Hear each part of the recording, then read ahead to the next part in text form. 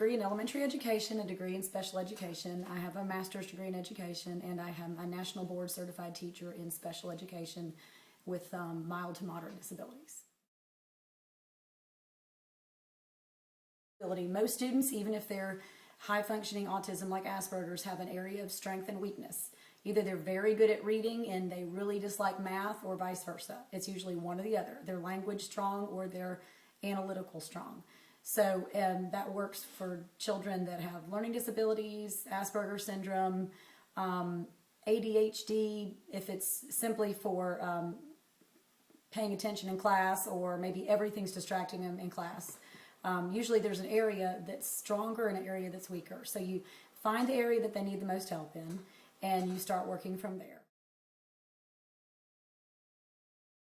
If behavior and social maturity are an issue, sometimes they use the behavior as an escape from the academic. So it's important to know that sometimes the child may be melting down just to get out of the room so they don't have to do the academic.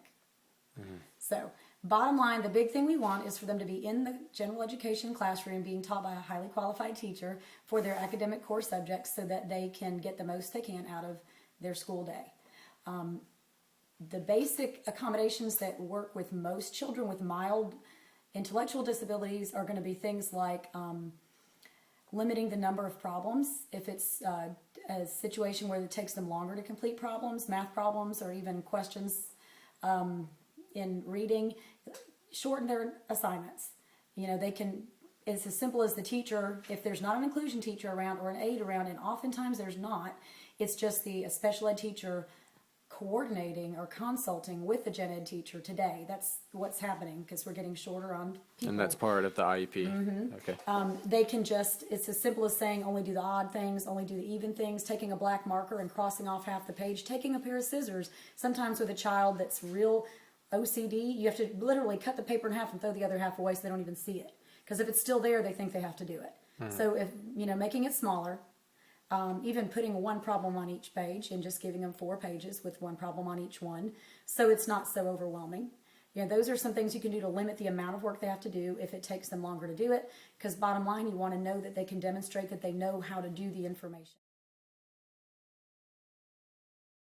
If a student's so distractible that you have to actually let them come out of the room to take a test or to do things in a smaller setting or a less threatening environment. What the teachers today are actually doing in classroom most of the time is we want them to go ahead and attempt it with the rest of the class. Attempt it in that environment, because that's our target environment for everybody, and see how they do on it with their accommodations. Be it that the teacher's walking around the room, and if you know they see they're struggling, they could read the question out loud to them. They can just whisper it to them. They can prompt them. You know, so see, you know, give them that chance.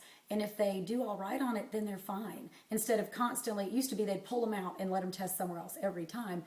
Let them try it. See if they can. One of the key accommodations is ongoing prompts for students with disabilities. So whenever you're working in small groups or independent work, it's very important that you're not expecting the student to remain on task without an additional prompt every once in a while. They're going to need more walking between the rows and checking to see, you need to work on this problem now, that kind of thing. Probably the number one accommodation that I put on most people is preferential seating. It's not always right in front of you. It might be in a different spot, but it might be closer to the smart board. It might be in a less distractible area in the classroom. It might be next to somebody that would make a great peer buddy for them, somebody that's really good at keeping them going. I've got one little girl in the classroom who actually does have a disability, and another little girl who's much more distractible than the other. And this one, the first one, is blossoming because she's able to just go, come on, Lacey, stay on task. Come on, Lacey, stay on task. And she gets a little Raider spotlight for keeping Lacey going during the day, and it's wonderful. The neat thing is if you can take a student with a disability, maybe their area in weakness is math, but they're very good at reading, let that kid sit by somebody in reading that they can help. Because when they become... It gives them a reason to talk. When students become the mentor, they have better... Teaching is learning. Absolutely. Teaching is learning.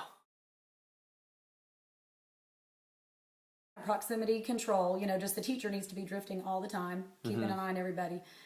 Prompting, where you sit is important. Preferential seating, peer buddies, peer mentors. We've talked about attempting the test before you remove isolate from- them. If they're wanting attention, you can give them positive attention and manage to get them to stay in your room and do the work.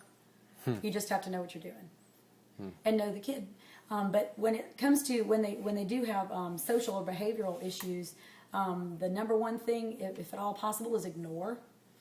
Best thing to do with a lot of it is just move the desk over out of the way, away from other students. Depending on, for instance, I have an example of a fifth grader that will sometimes spit on other kids, hiss at them, even wipe boogers on them. And the number one thing to do, because everything we've analyzed, he's trying to get out of the classroom, is put his desk all the way over, away from everybody else. Everybody in the room totally ignores what he's doing, continues what they're doing, and eventually he stops and gets with the program. And he's actually very bright, and he knows a lot of the answers. And when he does raise his hand and the teacher calls on him and he answers something, he gets it right, and he finally is getting that positive feedback that he needs so that he'll want to stay in that classroom. What would be your biggest success story? Well, I will say this. I have a young man that I worked with that's what I would say mildly mentally retarded. And he is in 10th grade now at the high school, and he came to visit me on Friday.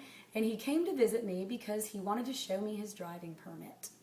And he said, "Miss Price, I did what you told me." And of course I went, "Really? You did? That's great." And he said, "You told me that I needed to learn how to read, that if I was not going to learn how to read, I would never get my driver's license."